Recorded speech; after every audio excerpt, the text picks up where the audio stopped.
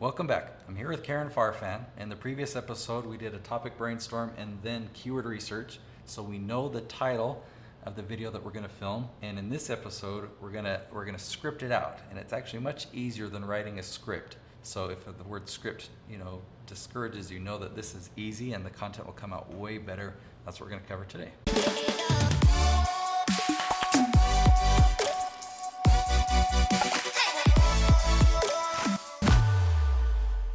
Okay, so we picked this title, How to Use Aloe Vera for Pimples and Acne. So let me just copy that. I'll just simply paste that here.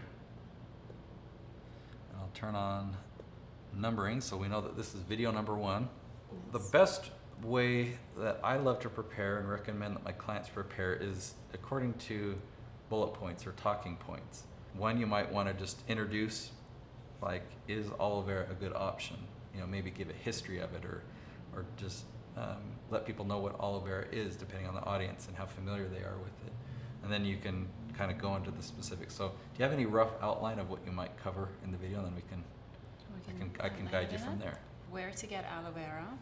Okay. I love what you said, a good introduction. What is aloe vera? All right, yeah, let's start with that actually. So what is aloe vera? Where to get aloe vera? And a lot of people don't know how to cut aloe vera, surprisingly. Yeah. So you would show them that, like demonstrate? Right, demonstrate. Okay. And ways of using aloe vera.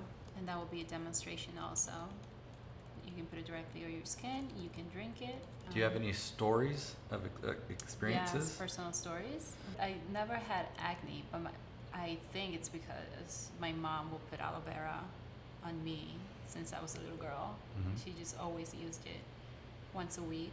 So that would be my personal story. Mm-hmm. I've always used it, never had an acne problem. Do you think that you'd want to talk about what aloe vera is first, or start with the story before that? The story. Okay. Yeah, make it more personal from the get-go.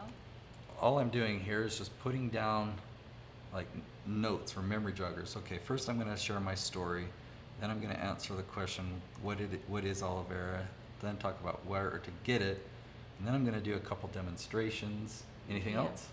I feel like it needs a conclusion. How do we close this subject? So my story, where to get it, how to use it, and then maybe results, some pictures of like before and after pictures. Yeah, ooh, I like that. And then at the end I put CTA. Do you have a guess what that is? No. Call to action. Call to action. Okay. So that's where you can extend an invitation. Okay. So if you had, a PDF download of, tips, aloe vera tips or something, or if you had a product, an aloe vera powder product that you sold, or a coupon to a supermarket or something, you could give people a call to action. Or this could simply be just to invite people to subscribe. So do you feel that's a complete video? Yep. Okay, so that is all it took to write a script for a YouTube episode. Instead of going out and word for word what you're going to say and how you're going to say it, this will allow you to be conversational. Because if you're reading a script, you've got a teleprompter. If you use a teleprompter the right way, you can put it right in front of the camera lens, and so you're looking right at them, but you're reading, and you get into the tone of reading and not just having a conversation.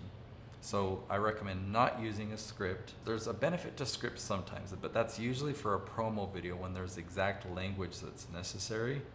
But for this type of an episode where you're gonna, make a 7 or 12 minute video on aloe vera, you're just having a conversation with somebody. You're just talking to one person at a time, like, well, yeah, you're gonna share your story.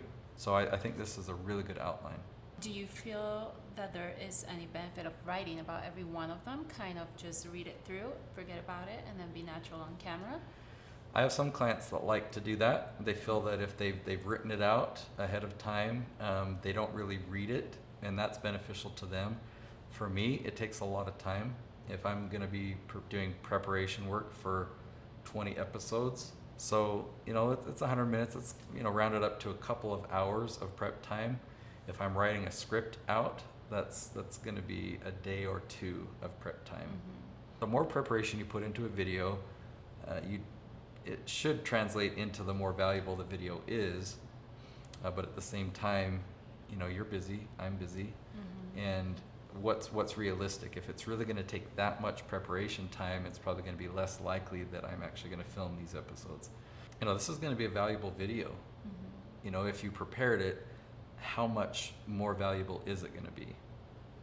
That makes sense? Right. And if it takes you that long to prepare and you're filming less episodes on YouTube, one thing that we haven't talked about in this series yet is why I recommend 5 episodes per week.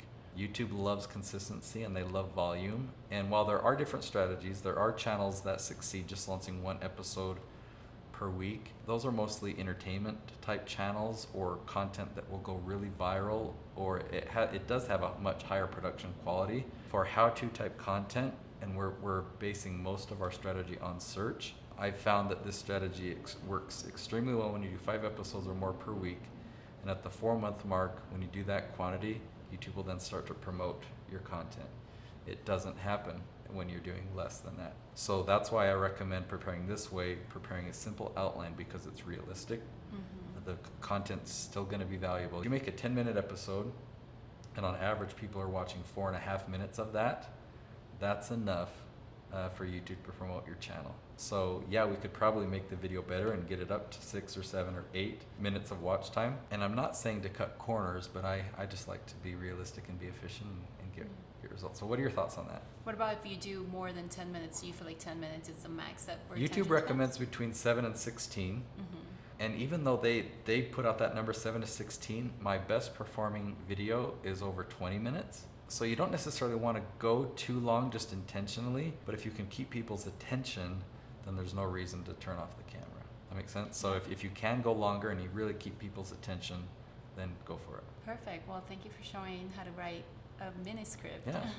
And that's what I recommend that you do to prepare for your YouTube episodes. Definitely in the previous episode, if you haven't watched that, we did keyword research, and that's how we picked this title. That will get you results. And I've got a keyword research guide where I show you how to use the tool, how to find these topics. So go ahead and click the link below. You'll get my keyword research guide for free. In the episodes coming up next, we're going to talk about how to set up your filming studio and whether you should use one camera or multiple.